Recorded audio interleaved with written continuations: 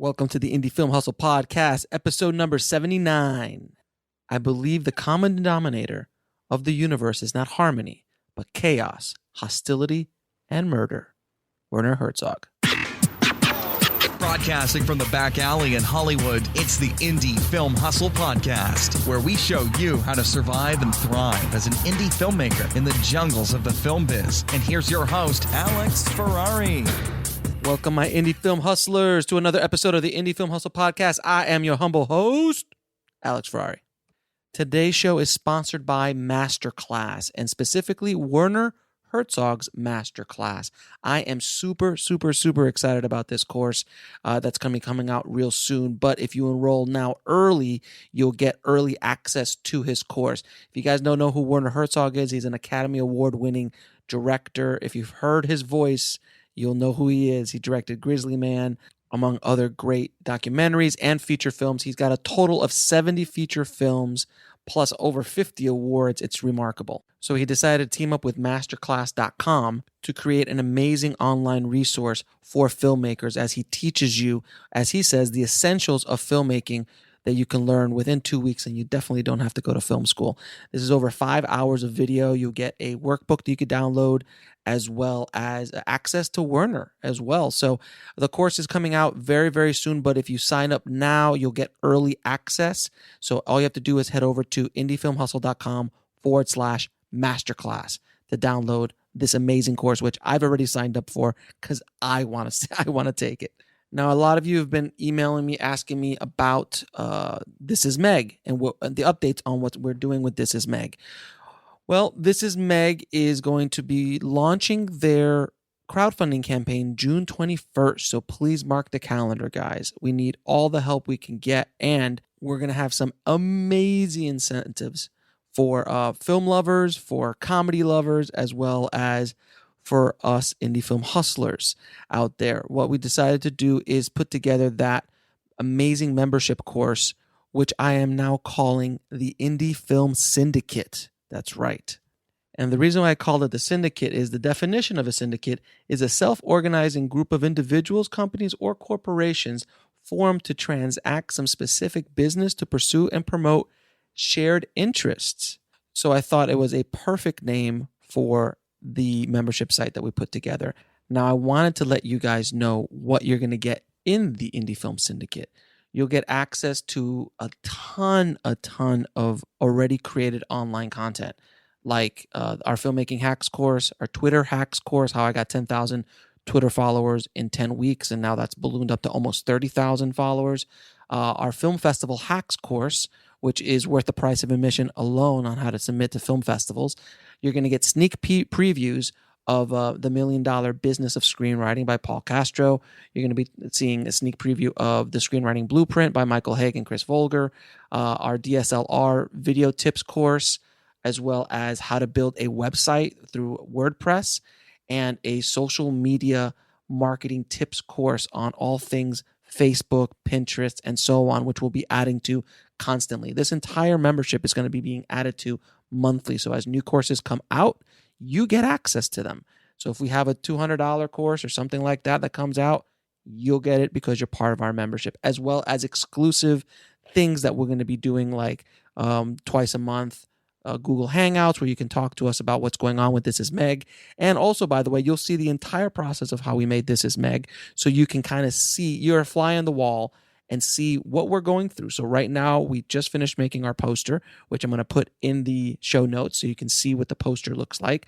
We're going to come out with a video on how we put together the poster, discussing the marketing of it and what we're doing and our thoughts behind it. That's all within the membership, as well as how we're crowdfunding this thing. Because today, actually, as I'm recording this, we're shooting our pitch video. So we're going to go through how we wrote the pitch video, how we're shooting it, how we're promoting it, and so on. So you're going to go through this entire process through how we're crowdfunding it, how we're shooting it, and so forth, and then eventually how we're editing it, shooting it, editing it, marketing it, and selling it. And hopefully we can rinse and repeat and continue to do this for many years to come, which is the goal of every filmmaker's career, I hope. So If you want to get in early, head over to indiefilmhustle.com/full access. And by doing that, you'll get a special introductory early pricing, and it will be released to you guys earlier than anybody else. So we're going to be releasing it hopefully in the next week or two. I've been working really, really hard on putting this whole thing together for you. So I cannot wait for you guys to check it out. Oh, and if you want to check out our crowdfunding campaign, you could head over to thisismeg.com when it's up on the 21st.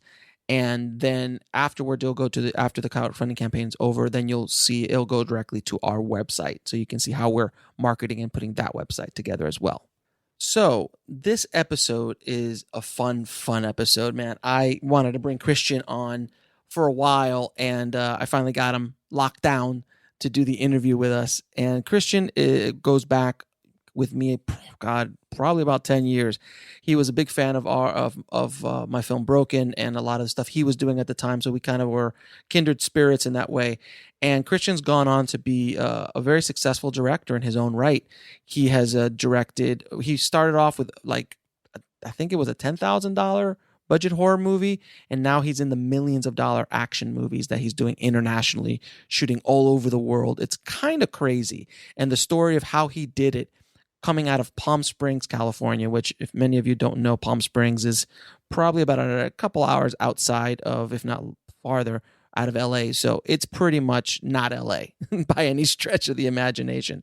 So he kind of did it on his own in a small town, not a film town.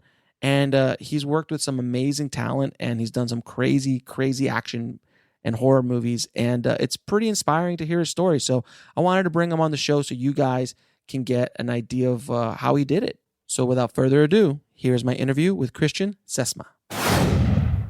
I'd like to welcome to the show Christian Sesma. How you doing, brother? What's up, Ferrari? How you doing, man? Good. So Christian and I go back way back. Yeah, like at least 8 years, bro. Dude, I'm a mega fan from the Red Princess Blues days. Yeah, from the beginning. Yeah, back in the day. So it's at least 5-6 years ago. Yeah, I want to say like 2007.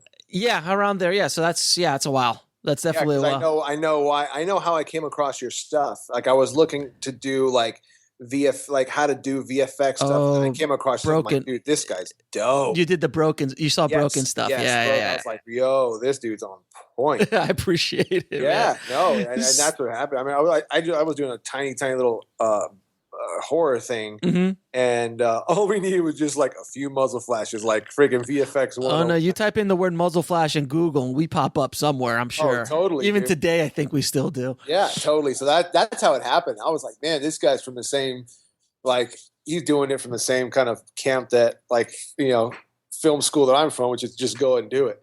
Right. The Rodriguez camp. So yeah, so Christian and I known each other for a few years, and I've been watching Christian's career flourish on Facebook. So I'm always all fake. It's I always see it, and I kind of see his movies as he goes through, and I'm always, we tweet and like each other. Hey, what's great, man? Congrats, all that kind of stuff. So I wanted to bring him on the show because Christian kind of came. He's one of those filmmakers that did not get anything handed to him. He kind of like. No. You kind of did it he bootstrapped himself up, and I know a little bit about this. Yeah, I knew a little bit about the story, so I wanted to kind of get into it a little bit. But first and foremost, so what made you want to become a filmmaker? Because originally you were a restaurateur, if I'm not mistaken. Yeah, man. Like, I mean, literally my story goes like this. I think I've said it so many times. It's so crazy. It's like, I mean, I was always a film buff, right? I mean, since freaking day zero. I mean, I grew up, I'm an 80s kid, so I grew up on everything that was everything, like freaking indie, Star Wars, freaking yeah, of course, everything. The best decade of all time. I think so. So I mean, that's kind of like, I mean, I was just always in the movie theater, TV, all that stuff, and then, anyways, like I went off to college and whatever, and I was supposed to. I got my degree in anthropology from San Diego State. And, I went in there to teach, and, anthropology is a lot of writing. So I got into writing and creative writing and all that kind of crap. But I put myself through college in the restaurant business because, my family had a restaurant, or has a restaurant in Palm Springs and all that stuff. And so after college, like, I came back home, which is Palm Springs, and we were supposed to franchise this place out and all this stuff, like, you know, like a Chipotle type style, you know? Mm-hmm. And that summer, like I'd only been home like 2 months, dude, and my appendix ruptures. Oh, that's not Yeah, good. true story. Appendix ruptures, and I end up in the hospital bed for a month. Oh, It was really bad. I was like, it's one of those, like, no joke. It was really, really close. I mean, it was like a actual near-death experience. got it. Like, no kidding. But on the hospital bed, I read Robert Rodriguez's 10-Minute Film School. Oh yeah, the Rebel Without a Crew. We'll be right back after a word from our sponsor. And now back to the show. Well, it was Rebel Without a Crew, but then there was also like The I think it DVDs, was yeah. online. I think it was online. They had like transcripts of like the little things that he would do, like the behind the scenes stuff, Mhm. like on like, you know, Spy Kid stuff and all those. You know what I mean? Like, Oh yeah, there was tons of stuff like that. yeah, going all on, those type of things. So I somehow I came across all that, and I was already a fan of the whole, you know, Tarantino Rodriguez camp of the band apart posse. Mhm. And dude, I don't know. It was just one of those things where I was like super inspired. And I was like, man, I set myself a goal. I was like, a year from now, when I get out of this hospital bed, I'm going to make a short film. And, you know, because I knew how to write, you know, because, you know, I did creative writing and things like that. So, man, no kidding. Like a year to the day, I picked up like a shitty little Sony Handycam, like the tiny, like $500 kind at like Best Buy. And I mean, nothing. It was like nothing. Well, the technology was a little different back then too. Hugely different. Hugely different. I picked up a tiny camera. It was like literally like in desktop editing software, and I picked up a copy of Pulp Fiction, American Beauty, and some other screenplays just so I could teach myself the structure of screenplay writing. Mm-hmm. And I made this short film, man, and it got into the film festival here at Palm Springs. They have a kind of big film festival here. They do. So they had a big short film festival here too, and I got into that for, I don't know however that happened, some friggin' miracle. By some miracle, I got in, and it just kind of snowballed after that, man. I just was like, man, this is what I was meant to do and want to do, and discovered my passion for this. And I was like, well, I think I have a knack for that, you know. And ever since, it's really just been a friggin' trial by fire, learning as I go process. So that's how I can describe it. So Robert is a big influence on you. I would say the single most influence of it was that, and then when I saw Kill Bill, I was already a huge Pulp Fiction fan of Reservoir Dogs. Yeah, Tarantino fan, of course. Kill Bill for me at the time, because again, that just came out, and I just was picking up a camera, dude.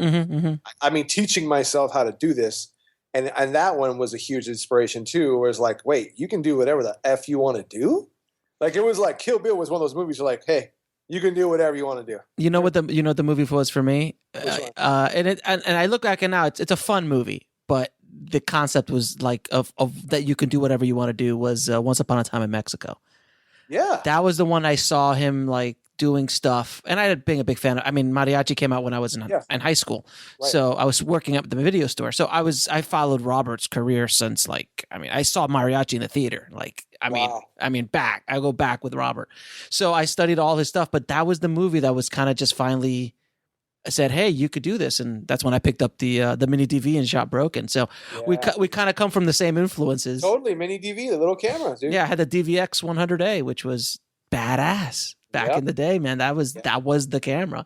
Yep. So you shot a movie called On Bloody Sunday. That was I did a movie, a feature before that was my first full length feature, which was I did 2 short films, and then I was like, man, I better step up, because everybody was like, man, you better make a short, you better make a feature, So again, you know, using all the, you know, knowing everybody here in Palm Springs and all that stuff, I made a movie called 6:30. It was like, we made it for like $10,000.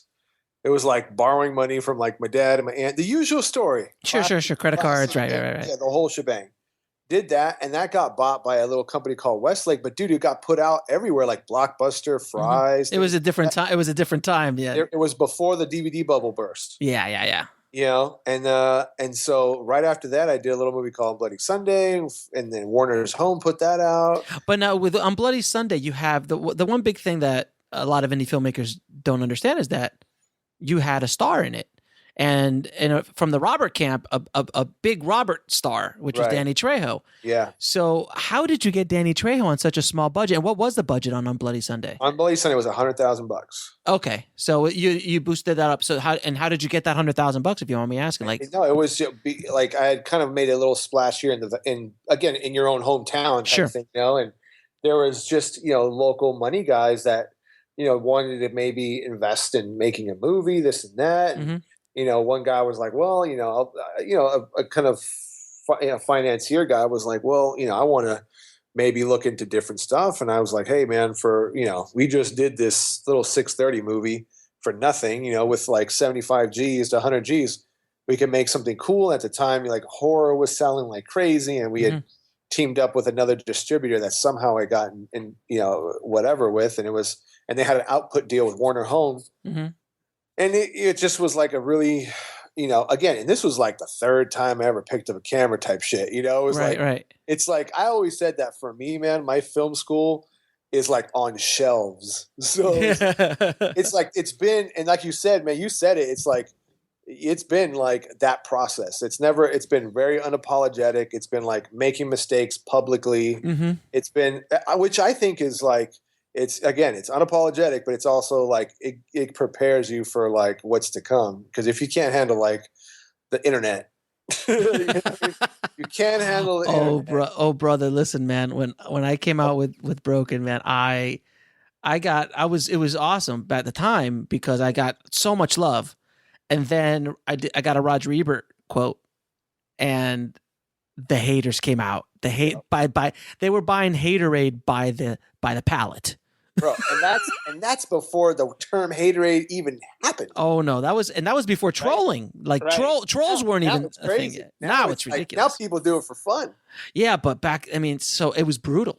And filmmakers in general and film buffs are even more brutal than general. Dude, we're douchebags, man. We're bad. Look at the poor Ghostbusters trailer. Dude, it's funny. Like the first one, I was like, okay. The new one, I'm like, that's better. Like, I don't know. You just what it is. You're fucking with sacred ground now. So you're never gonna. No, you're never. Look, I just saw it again, and I just watched a Screen Junkie show, that talked like they did a 10-minute talk about this, and I had it listening in the background. I'm like, this is ridiculous. This is ridiculous.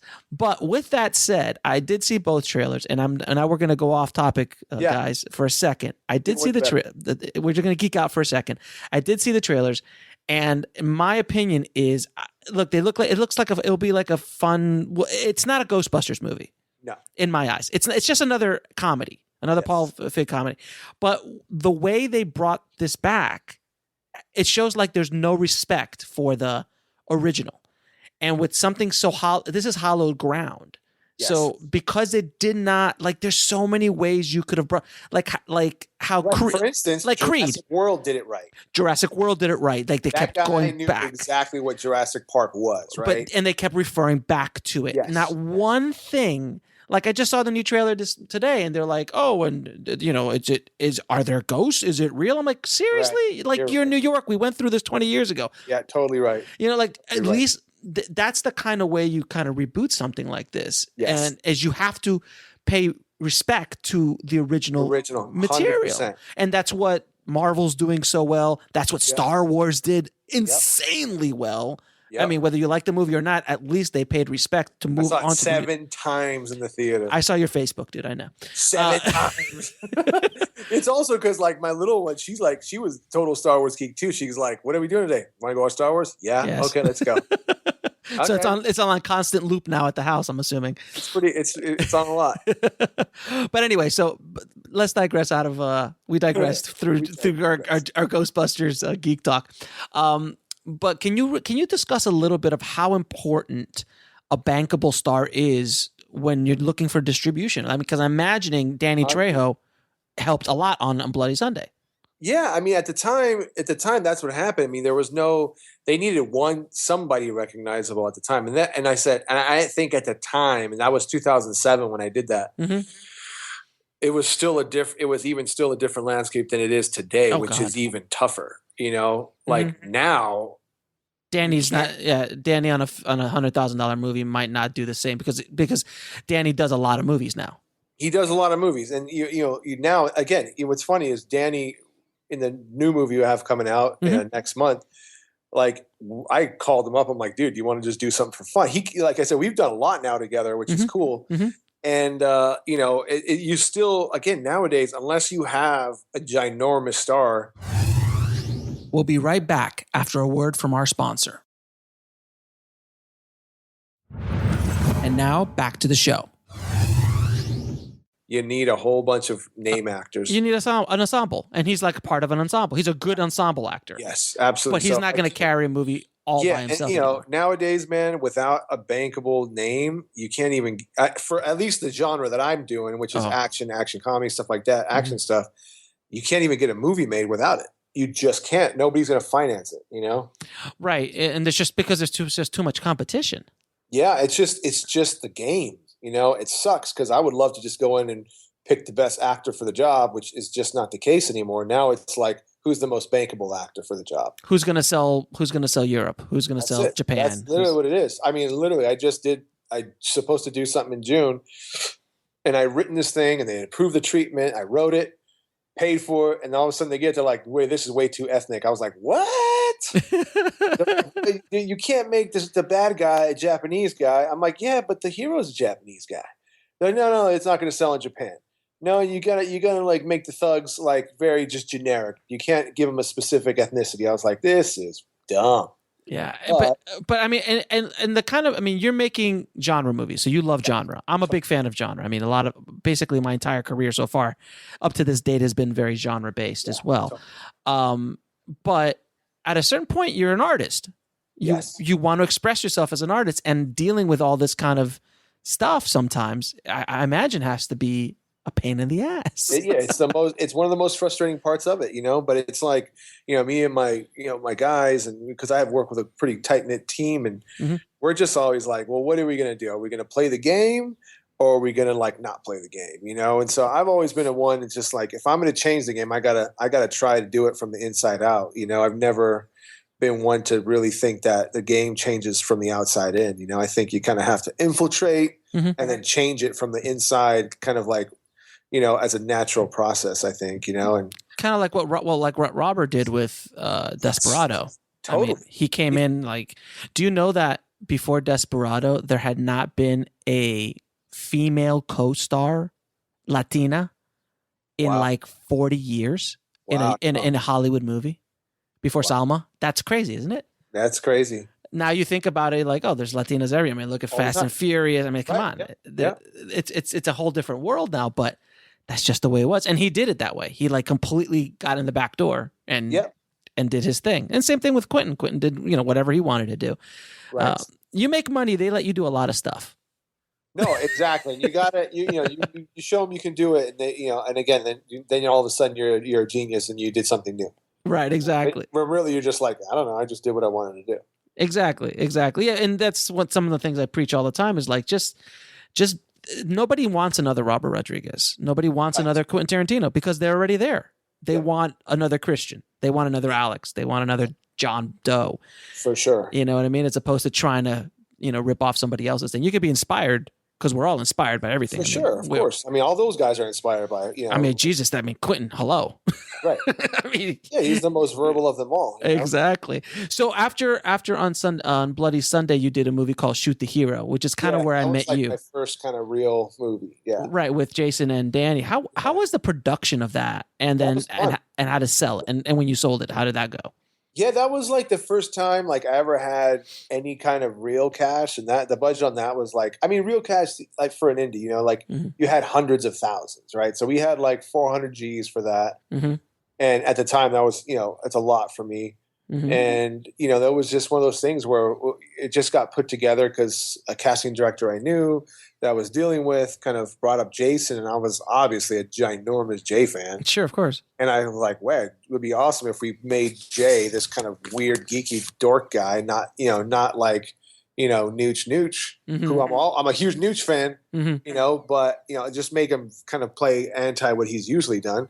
And then pit him against, the bad guy who was Danny Trejo. It was a very kind of, weird action comedy, and I was really inspired by movies like The Big Hit and things like that, where it's really like tongue in cheek and fun type of thing, and Kiss Bang Bang, and more like Gross Point Blank, which really like Shoot to Hero was my like Gross Point Blank and The Big Hit baby, kind of like just that kind of fun thing.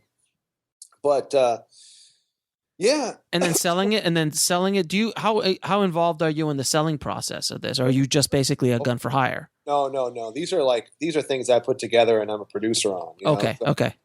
So like, yeah. So with these, and for most of the projects, I'm always write, direct, and produce. And on the producing side, I mean, the physical line producers, they'll do their stuff. But when it comes to kind of getting talent involved, and sales and all that stuff, and raising financing, I'm pretty heavily involved in that now, and especially then. But Shoot to Hero was definitely one of those things. And we sold it to Shoreline at the time.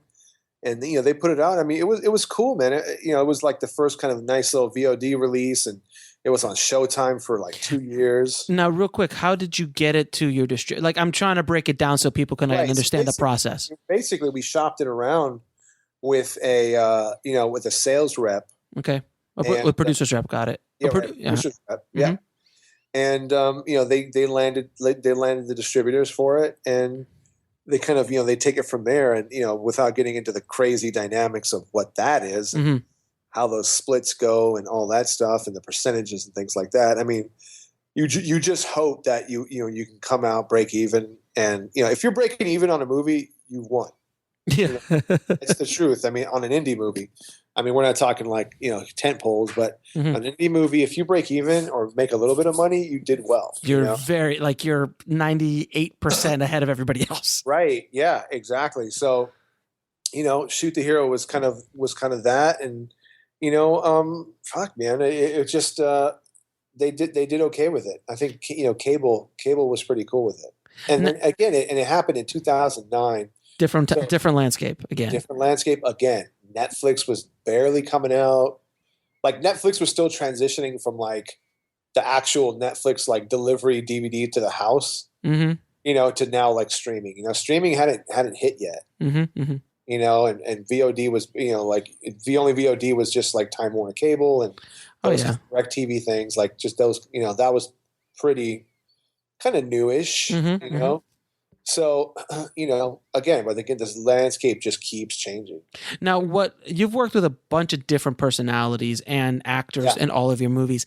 Some of them I'm imagining, the big macho, dudes and stuff like that. How do you handle dealing with egos, personalities, on set? Like any tips that you can give, filmmakers who are going to deal with, seasoned actors or specifically egos and stuff like that. I'm not saying that any of your guys are egomaniacs. I'm just saying. Believe me, I've worked with, just like on this last thing, for instance, we had Michael Jai White, Mike Madsen, and Danny Trejo all in the scene.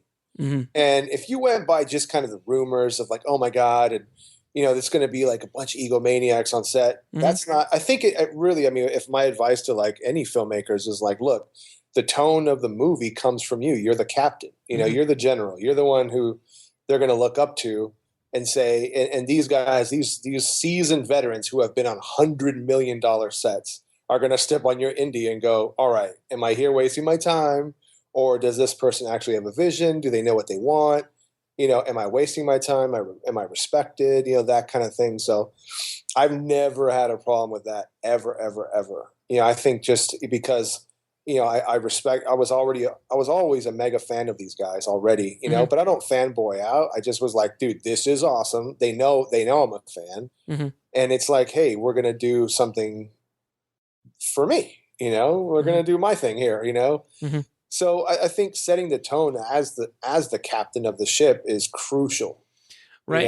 And then basically, if you don't do something like that, or show disrespect, or don't act like you don't know what you're doing, then that other side of these actors might come out. They will absolutely run right over you. They'll destroy you, right? They will destroy you, public, like right there in front of everyone. So again, I've not had that. Sure, but I've heard stories, and I guess it's just not my style, It's like we always really have a really, really good time. Right. So yeah, because I've worked with a lot of actors as well, and it's true. Like I've never had an issue either. Yeah, because you're just you're a regular cat. Like Yeah. we're just regular dudes that like movies, and Right. you have these other guys that are doing it maybe for not the same reason. Right. That guys that actually love movies do, and I think that these seasoned veterans ultimately when it comes down to it, they are actual actors. They do it for the love. They still maybe they might have forgotten sometimes. Like maybe it's been a while since they've been on a set where people who actually love making movies, as opposed to just the business of it. But when they do, it's really refreshing for them. I found. We'll be right back after a word from our sponsor. And now back to the show. Now back to the purity of it, Now the latest movie you're doing is Vigilante Diaries, right? Yeah, Vigilante Diaries. Yep. Now that's the biggest movie you've ever done? I don't know, between that and Night Crew. Okay. Budget wise? Yeah, I'd say those are two. They're pretty big. I mean, I wouldn't say pretty big. For you, you're still indie. You're still indie. Oh, totally indie. Yeah, totally, 100%. Now, Vigilante Diaries started off as a show, right? Dude, man, what a crazy journey. And it's funny, I just got an email today of the release and all that stuff. So that comes out June 24th in limited theaters and VOD, and then like Blu-ray. But yeah, but then I see on Facebook like the whole Russian premiere of that thing, like a year ago, right? Here's what happened. So I'm going to try to sum it up for the indie film hustle. Yes.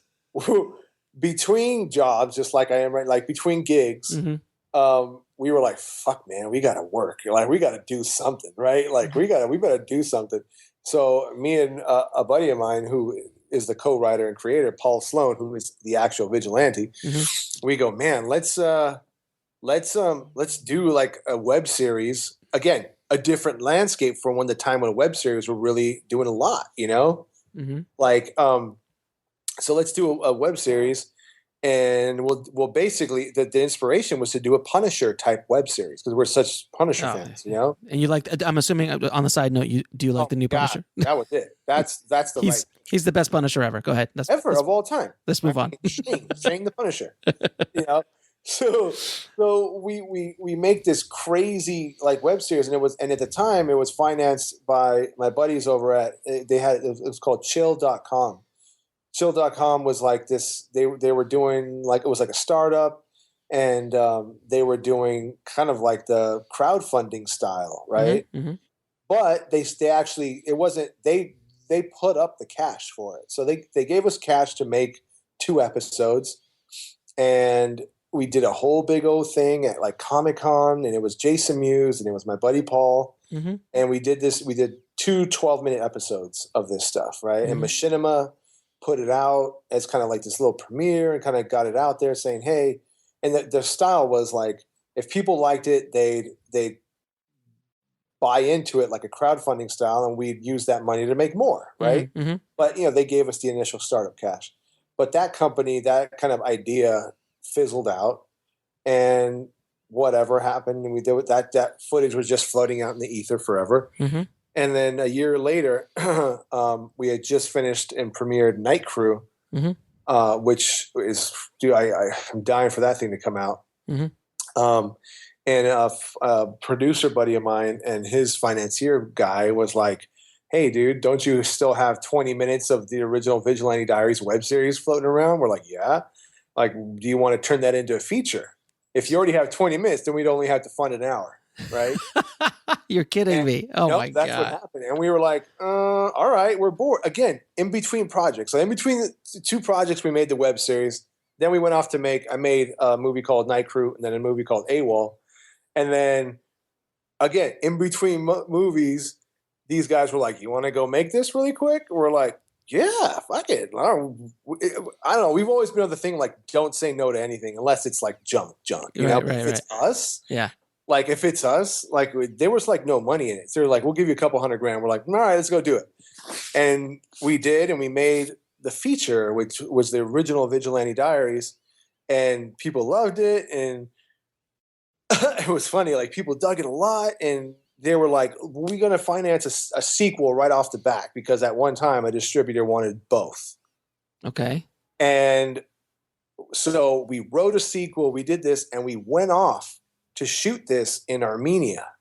Okay. So we went off and shot Armenia, we shot London, we shot Scotland, and made this thing really big, like a Mission Impossible style flick, right? All right. You get back to the States and the rest of the funding drops out.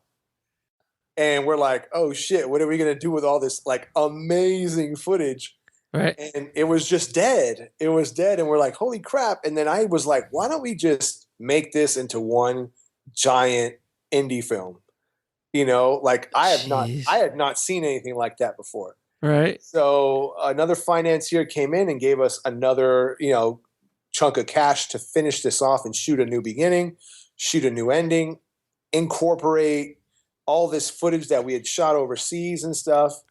And so, man, we did that. And it now has become the definitive Vigilante Diaries, which is this crazy Kill Bill meets Mission Impossible mashup genre flick. It's crazy. It's for me, it's nuts, dude. It's nuts. So two questions. One, how was it shooting in Armenia? Amazing. Tell me how it goes, what the process is, because I've never shot there. Right. So nobody had. Mm-hmm. We were like the first like big, quote unquote big, like real American production to ever step foot there and shoot anything. Mm-hmm. And it was because the main bad guy in the movie, Armand Shanian, like he's a really, really famous Armenian actor, American Armenian actor. Mm-hmm. And his parents are very famous actors there. And, our financier was Armenian. Mm-hmm. And they were like, it would be just like, yo, let's go back to freaking Palm Springs and shoot. They were like, let's go back to the old country. Mm-hmm. We can take over the capital city and like have the run of the city. Mm-hmm. And dude, that's what it was. I mean, we took over the city for 2 weeks and like car chases, tunnels, gunfights. I mean, it was big, man. Really, really big. And and on a dime, really on a real dime. And, we did it. And, we came back with this really cool international feeling indie film, which, we all know that you don't get that. It doesn't happen. It does not happen, And so, now Anchor Bay is putting it out and HBO is putting that out in the fall and things like that. So, I'm really excited for people to see. It's pretty nutty. It's a nutty film. And how was the Russian premiere? That thing looked sick. It was in Armenia. So again, because we come from that indie school of like no money, right. What we did is we wrote this opera scene where the main bad, it was very like Ronin-ish, Remember the ice skating scene in Ronin? It's awesome. So we basically did that kind of idea where the main bad guy arrives because he's kind of like the main bad guy is this huge mobster in Armenia and he's loved by the public, kind of like a Robin Hood style. And he arrives, and so what we did is we actually premiered the original movie and used it as a backdrop for the movie. So that actual stuff, that the arrival and all that stuff, we shot it for the movie of the arrival of the bad guy coming in, right? So we used it, we doubled it, we had massive crowds, and we used and we kind of just shot different locations. That's crazy, man. Yeah, that's crazy. Was pretty nuts. That's very indie hustle. Totally. We're like, we need a whole bunch of crowd, and we got to make it look like he's entering this huge opera house. Cool, we'll double it for the premiere. Because when else are you going to get everybody in suits and tuxes? Right. Exactly. So and cool cars. So can you give us any tips on how you negotiate with talent agents to secure your actors? Ooh, that's a tough one. Without getting yourself in trouble. No. Luckily, I think it's really negotiating with talent I've always found the best way is to be just brutally honest, mm-hmm. Because they've heard it all. You're not going to bullshit agents. Mm-hmm. They've heard it all. They feed off of everybody's fear, mm-hmm. Yes, they do. It's like they're sharks, man. They're sharks. If they smell blood in the water, they're going to go for it. So you better be as transparent as possible, like right off the bat. I found that to be. So I've just been like, hey, so-and-so, I need a favor. Believe me, when I call Danny's agent, she goes, oh. It's freaking Christian again. Yeah, all the time. But, we always work it out. But every single time, She goes, because Danny's agent is Jason's agent too. Oh, is it? I didn't know that. Okay. Same person. She's great. She's a doll. Yeah. And I've heard she's wonderful. I've heard many people who've worked with Danny. She has. And the reality is she believed in me since On Bloody Sunday, to be honest with you. She gave me a shot there and let me use Danny, and we've developed this relationship over the years, and we'll be right back after a word from our sponsor. And now back to the show. And then I have something in the fall that we'll shoot with Danny again. Hopefully, knock on wood, that's going to go fine. How old is Danny? Danny has to be 150. Is he really? I think he's like something like that. Oh man. Jeez. But I mean, he's timeless. He looks amazing. But I'm like, he's Clint Eastwood style. But I'm like, when he was in Desperado, he looked old. So I was like, but old in a good way. You know what I mean? Yeah, absolutely. So, if you could say one thing that you've learned during your career that they don't teach in film school, what would that be? I think the biggest thing that is really, man, that they teach in film school that is not true is that there's not any rules to this game. I think they teach you that there's this way and this way to skin the cat, Mm-hmm. and you get out to the real world and there is no friggin' one way to skin this cat. And, once you kind of pierce the veil of Hollywood, nobody kind of knows anything really. It's really the Wild West, I've found. Mm-hmm. Personally. Mm-hmm. Everybody is trying to do the same thing at every level. They're trying to raise financing. They're trying to get actors to say yes. They're trying to make a good movie. And it kind of is as simple as that. And, I think the power struggle comes from everybody believing that it's one way to do it. And it's really not. It's kind of like you get it done the way you get it done. I found that to be true on my end, I would agree. I would agree with you. And I'm saying it's like they'll make you believe that you got to get it done this way just so you can play their game. Mm-hmm. But when you play your own game and be like, hey, dude, I'm going to get it done the way I get it done, you always end up at the same spot anyways. Well, that's the thing. Like the whole story you just told me about Vigilante Diaries. Like if you would have done it the way they've done it, they would have you do it. Yeah. That would have cost you $20 million. Totally. If not more. If I would have shopped around that script, it's impossible. Nobody would have ever made it. Right. It just would seem they're like, this is too gigantic. We can't make it for under X amount of dollars. And we just were like, I don't know, we're just going to say yes to everything and just go, again, just being fearless and like you say, like, isn't that the indie hustle vibe? It's like, you're going to figure it out, Just got to get out there and also just keep creating. Yes. Keep creating. Don't sit around for 5 years after you make one movie and hope something happens. Sit around for a day because that's all I've been doing. I'm like, you've earned a day, sir. Watching movies, dude. Maybe a day, but no, like sit around after you make a movie for 5 years, waiting for the phone to ring. No, exactly. You can't do that. Not in this town. Not anywhere. Not in this town, and like not in this landscape anymore. It's too much competition. It's just, dude. Yeah, absolutely. So, what advice would you give a filmmaker just starting out today in today's landscape? Man, just literally the cheesy friggin' Nike advice, pick up a camera and just start making a movie. Because now you can, really. Yeah, it's if it was easy when I did it, it's even easier now, and it's like, editing everything is easier.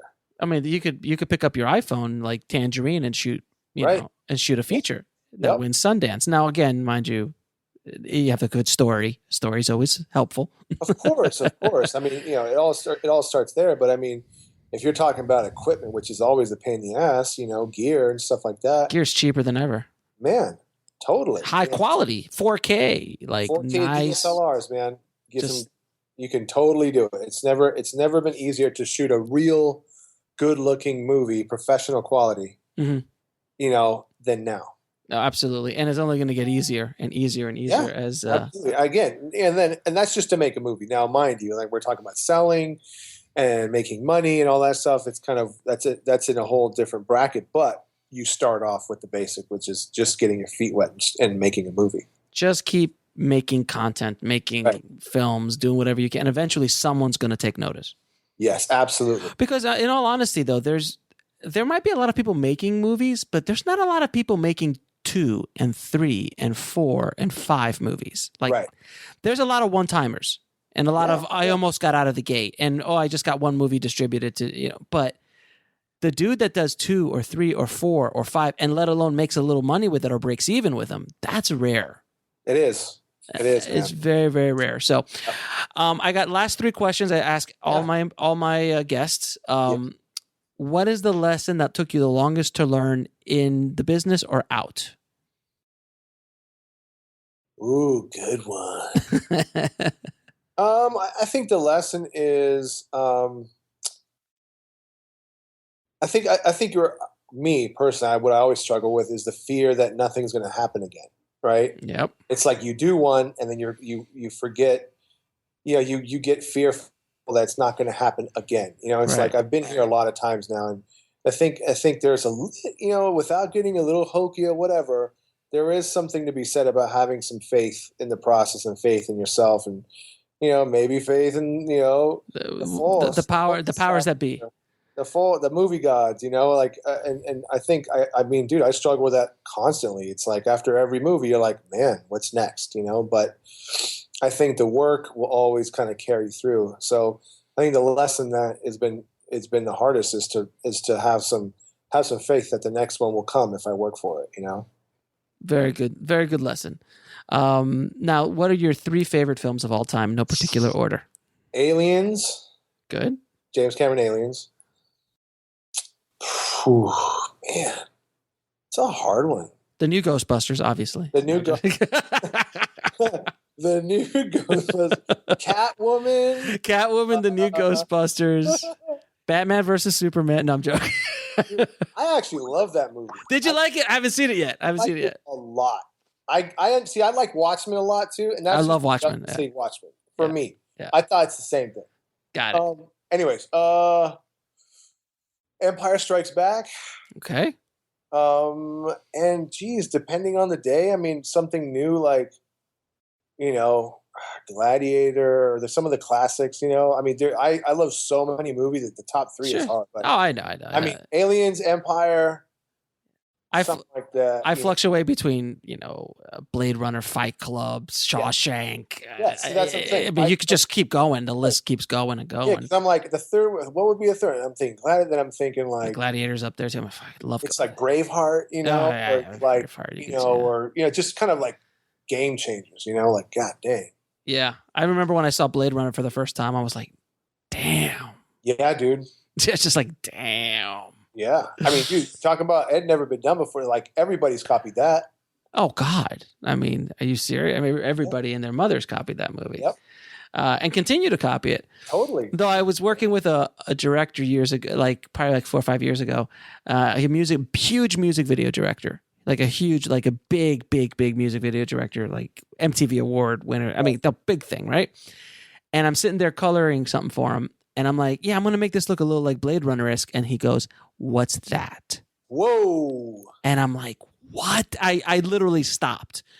And I'm like, are you kidding me? You're a music video director and you haven't seen Blade Runner. Like, seriously. Everybody who's listening to this, please stop the podcast. Netflix. Go and watch Blade Runner right now. Just stop what you're doing. Watch Blade Runner. You trust me. I just saw it again, just maybe like a month ago. It's just so amazing. It's like so every angle is a painting. It is. It's so good. Angle and how he was able to get it done in the system is fascinating. You know, it's anyway. I digress. But anyway, so where can people find you, man? Every social media. I mean, Facebook, Instagram, Twitter. I'm at Seskri on Instagram, at SESKRI, my Twitter and my Instagram for sure. Okay. And you have a website too, don't you? Yeah, but that's, man, as douchebaggy as it sounds, it's so not updated. Like, I haven't had a chance to update with new reels and all that crap. So it's like super old. It's like 3 years old. Yeah, I went there today. I was going to mention something, man, but yeah, no, it's so old. I'm like, when am I going to do it? And then you have some downtime. You're like, should I start doing it? Should I update this now? I don't know. Then I have to cut a reel, and it cuts into my like Blade Runner Netflix time. I don't know. It's a toss up. Life priorities change. I say. Now I just send trailers. I'm like, here, check out the trailer. Oh yeah, you don't need to cut a reel, man. I don't cut reels anymore. I just like, here, just go to my website. Here's my There's plenty. Yeah. There's plenty of stuff for you can see. So, man, thank you so much for taking out the time, man. I appreciate it. It was a pleasure to be rocking the indie film hustle with you, brother. All right, thanks, man. Man, I love having Christian on the show, man. He's a trip, and it's really inspiring to see how he's. We'll be right back after a word from our sponsor. And now back to the show.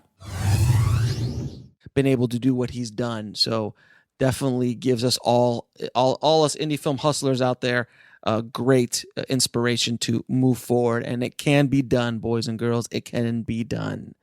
So if you want to check out any of the things we talked about on the show and want to check out where Christian is, all his links will be in the show notes at indiefilmhustle.com/079. Oh, and also don't forget to head over to freefilmbook.com. That's freefilmbook.com to download your free indie film book. There's over 16,000 books you can download from Audible, and you can get your copy for free. So freefilmbook.com. And of course, as always, if you're interested in taking your film education up a notch, head over to indiefilmhustle.com/film school, and you can check out all the courses for every topic you can imagine, from screenwriting, production, social media, marketing, film distribution. And we have Oscar-nominated instructors, as well as like the screenwriter from Fight Club telling you how to do his thing, Paul Castro doing his course on the $1 Million Screenplay. We've got so many amazing courses there for you guys, so definitely check it out. indiefilmhustle.com/film school. As always, guys, thank you so much for listening. Thank you for all the amazing well wishes on This Is Meg. You guys have been sending me messages and emails like crazy, and I really appreciate all the great vibes, good energy you're sending our way. And I hope that my journey can help you guys on your journey as being filmmakers, because I'm going through it just like you are. I'm hustling just like you guys are. So hopefully my journey will help you guys get to where you want to be. So thanks again for all the love, guys. I really appreciate it. And I know we've got an indie film hustle tribe here. The tribe is here to support each other to make their dreams and their films come true. So as always, keep the hustle going, keep that dream alive, and I'll talk to you soon. Thanks for listening to the Indie Film Hustle podcast at indiefilmhustle.com. That's INDIEFILMHUSTLE.com.